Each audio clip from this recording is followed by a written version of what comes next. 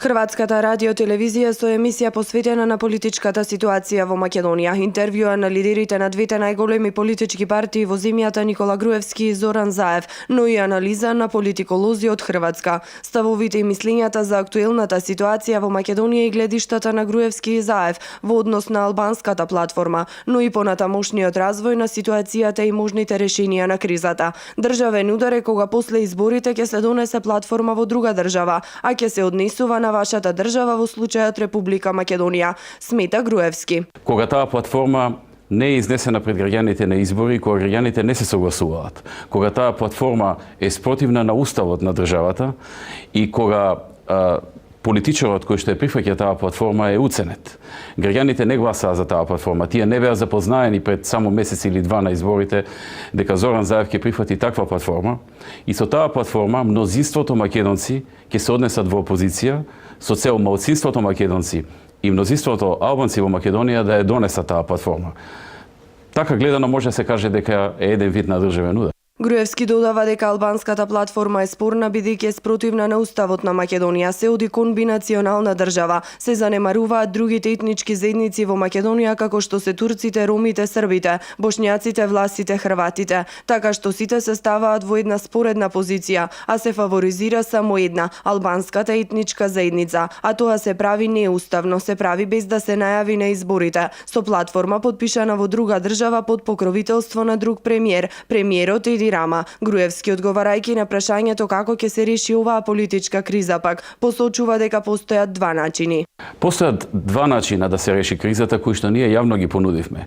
Едно е да има предвремени избори во месец мај заедно со локалните на кои што Заев ќе излезе со оваа платформа.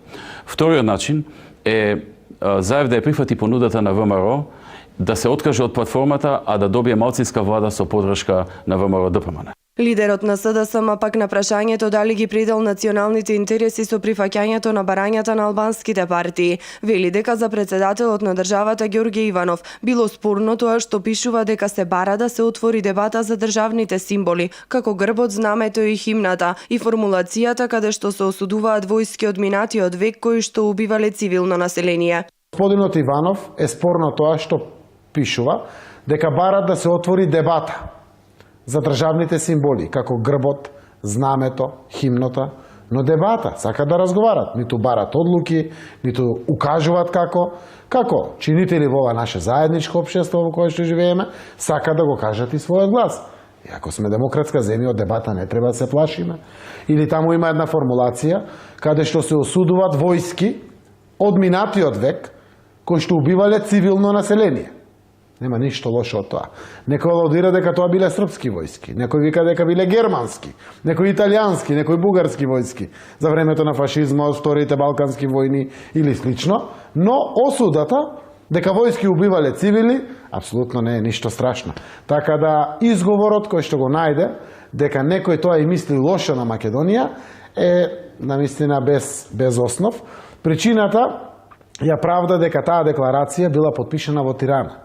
Декларацијата е создадена овде во Македонија, тоа е дел од нивните изборни програми, но се видува во Албанија за да можат сите политички партии од албанскиот блок. Хрватските политиколози со став дека со албанската платформа се доведува во опасност целиот регион и дека со прифаќање на албанската платформа се нарушува суверенитетот и унитарноста на државата. Според хрватските политиколози, ако може да се смета за недемократски чекор, не смеат да се потценат причините зошто Заев не го доби мандатот од председателот Иванов, а причините се токму загрозувањето на суверенитетот и интегритетот на Македонија.